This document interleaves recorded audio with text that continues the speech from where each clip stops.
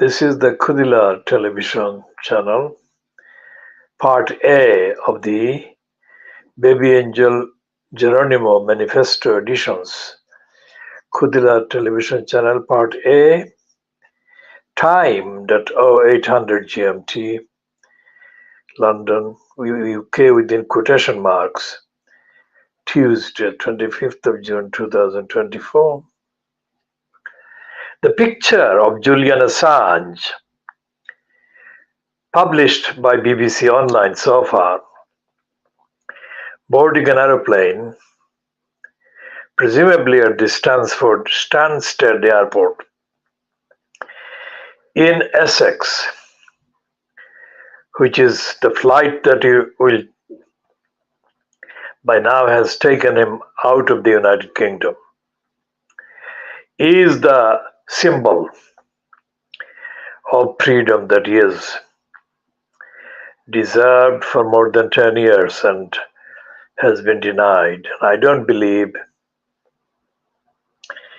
any person with any sense of self-respect would want to come back to the United Kingdom with the treatment that he has been meted out to. Julian Assange is free and has been free since the morning, 24 hours ago, roughly, on Monday, the 24th of June 2024. But today's Fleet Street newspapers, which had plenty of time to do all kinds of detailed reporting, are not covering the freedom that Julian Assange has been granted.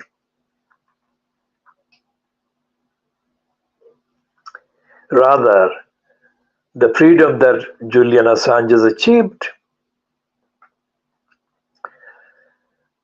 In the streets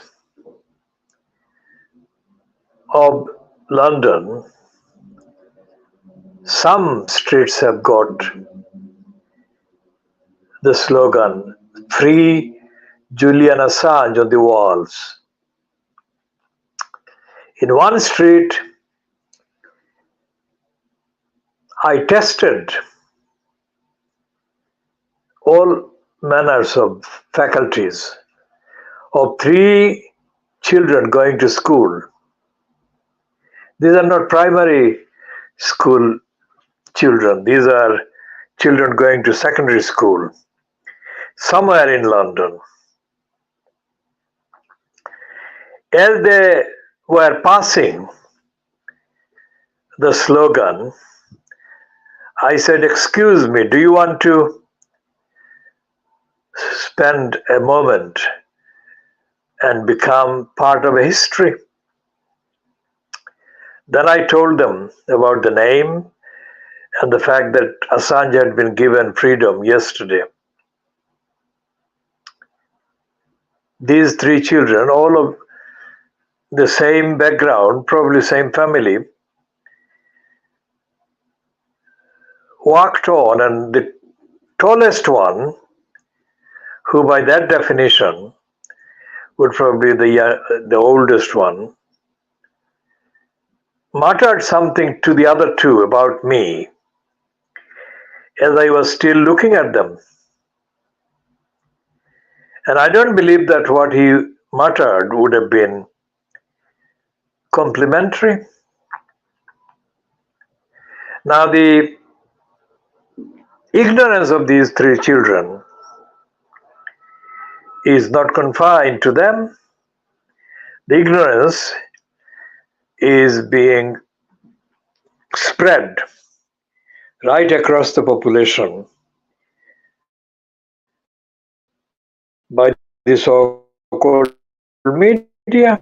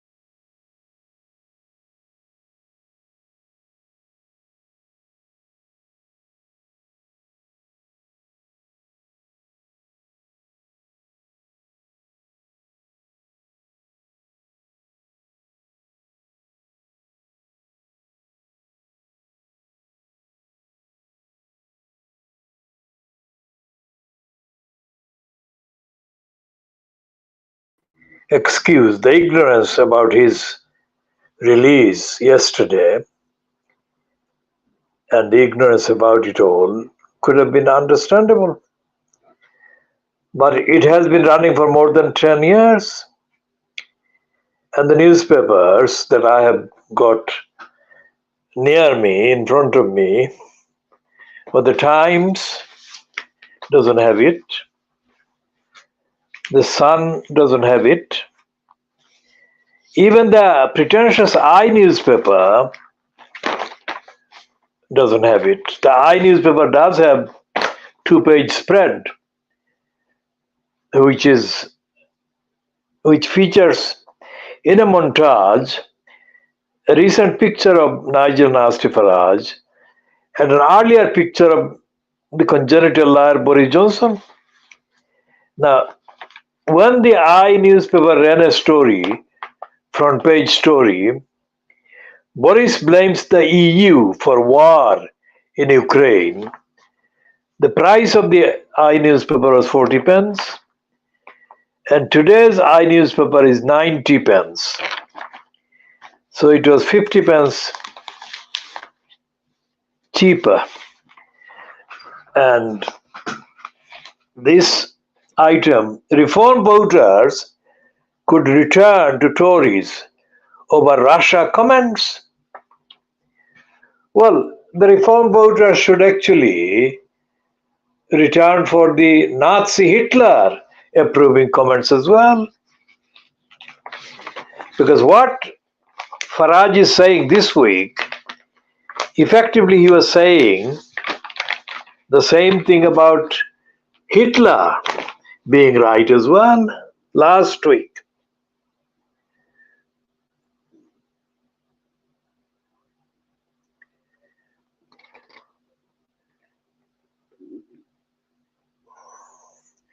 So the item that the I newspaper ran with the heading, Boris blames EU for war in Ukraine, it was 10th of May 2016 now.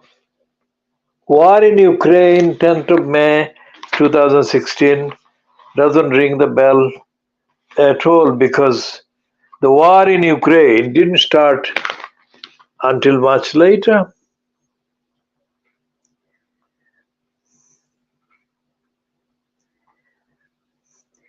And we'll come to that temporal issue, but the subheading to that piece, that heading, Boris blames EU for war in Ukraine,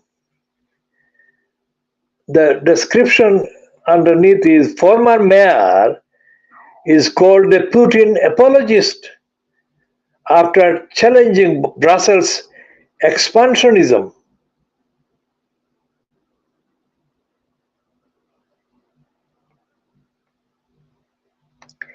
Now, this same heading could be used against Nigel Farage this week. So, what is happening with the Brexiteers at various times echoing Vladimir Putin and Kremlin and the Russian regime is that despite the fact that they are condemning one another, like Boris Johnson is reported in the Sun today as saying about Farage is Putin's parrot. Ex-Prime Minister takes on the reform leader. And the first paragraph of that piece says, Boris Johnson has accused Nigel Farage of parroting Putin's lies over the Ukraine conflict.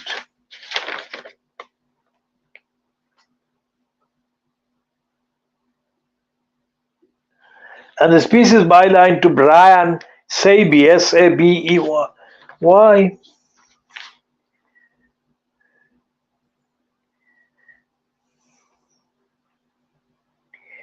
Now, So the main item on the Sun front page is Sunak versus Starmer. And Sunak is hyping up the alleged threat of migrants queuing at Calais if Labour get in.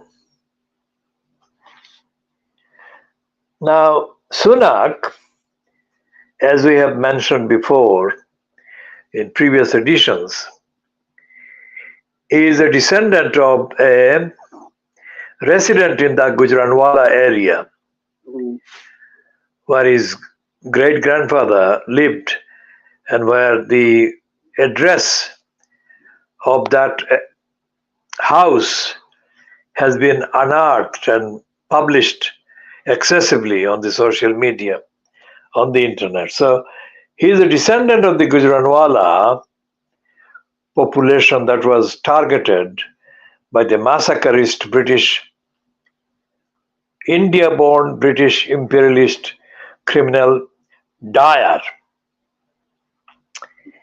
in 1917 or 1919. Check that date and I shall update that accordingly if I have got this wrong this time. That is Sun saying that Farage is Putin's parrot. But the two-page spread on the eye, pages 12 and 13, is a montage dominated by a montage which has got pictures of Farage speaking at a campaign event in Maidstone in Kent.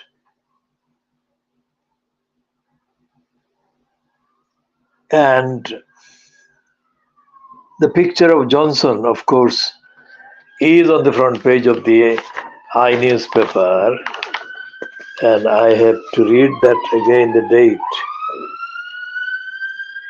It is definitely 2016, that 10th of May 2016, but the heading is too far ahead of its time because the Johnson comment about blaming EU for war in Ukraine didn't become reality until a few years later. But apart from, or in addition to that, they're saying optimistically, the I newspaper, Chloe Chaplain has the byline, the reform voters could return to Tories over Russia comments. And the other one, again by Chloe Chaplain, Farage turns fire on Johnson in Ukraine row. So it's tit for tat they're doing. Against that background, Kemi Badenoch saying that Starmer is going to unpick Brexit and undo Brexit, as if that is the most important issue. It's evidence of Kemi Badenoch's stupidity. Brexit is not a big issue as a supported thing. Brexit is a liability issue. If it is an issue, it's a liability issue. People want to get rid of it.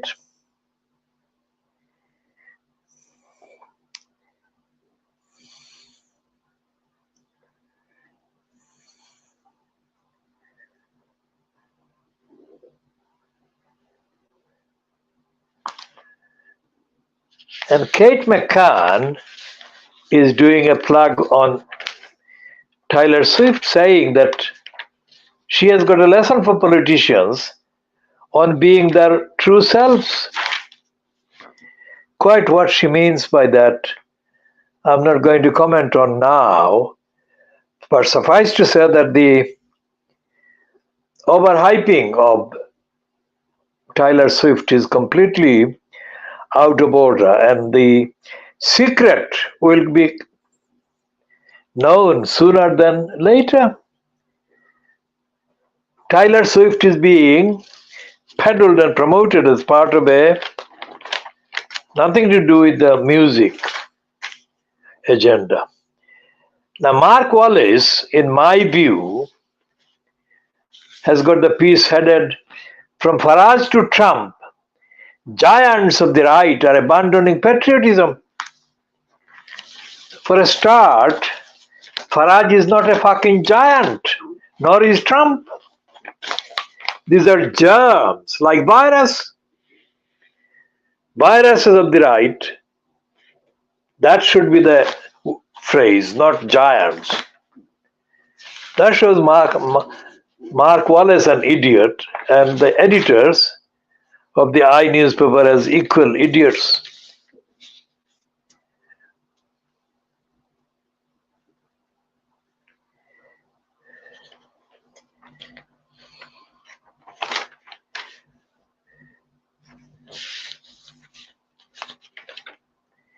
And there is a piece, 2-page spread about Gaza, and one of the pieces says more than 20,000 children missing or dead in Gaza.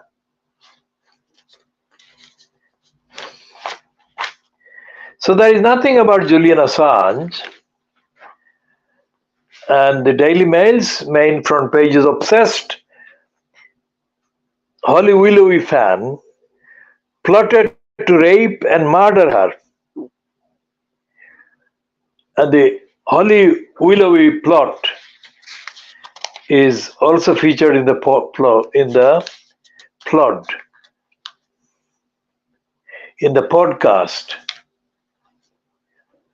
And Kemi is saying Labour's gender plans allow loopholes for predators. So guard trapped by undercover cop had 10,322 images of television star on his mobile phone. And the same one tried to kidnap 2 women on a train. Quote here. And Princess Anne is unable to recall exactly what happened to her.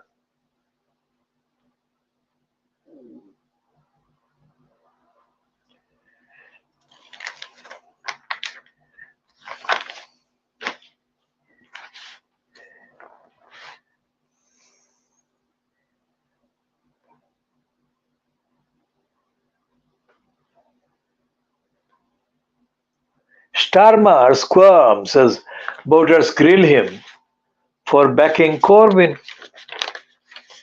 And there is a piece on the election 2-page spread. Just a few thousand voters could swing dozens of seats and stop the Labour Party getting in.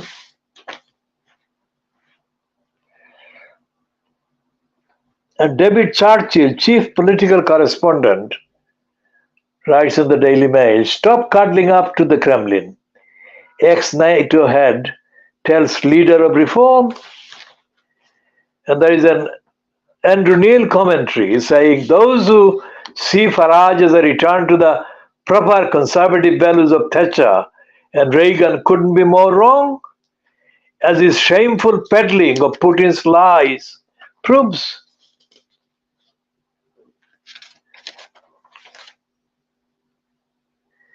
And Stephen Glover is talking about stopping Starmer getting in. And retarded Little John is retarded Little John. And Nadine Dorris in her column says, "I wish I had been as strong and forgiving as Kylie Walker's betrayed wife, or Kyle Walker's betrayed wife, when I caught my husband kissing another woman."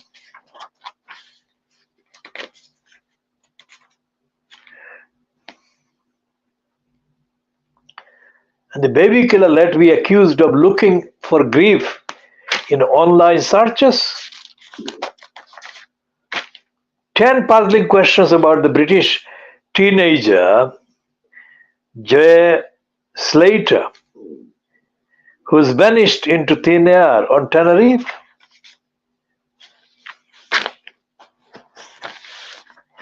For 4 years, Kate Spencer, I'll read that again because I've misread the name.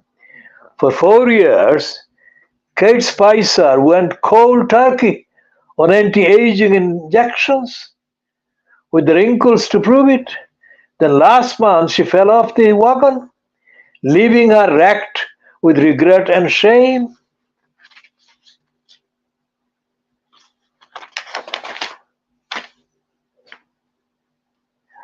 Fashion designer killed herself amid fallout from bitter £7 million divorce.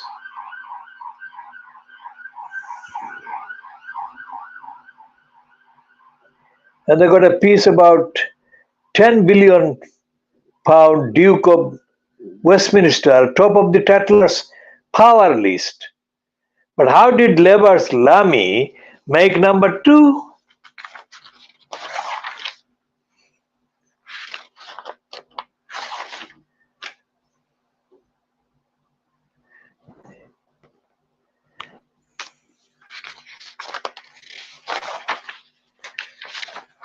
So there is nothing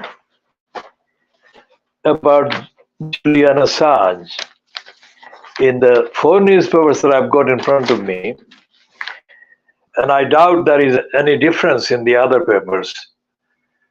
We shall be updating on all of these in the days and weeks and months to come.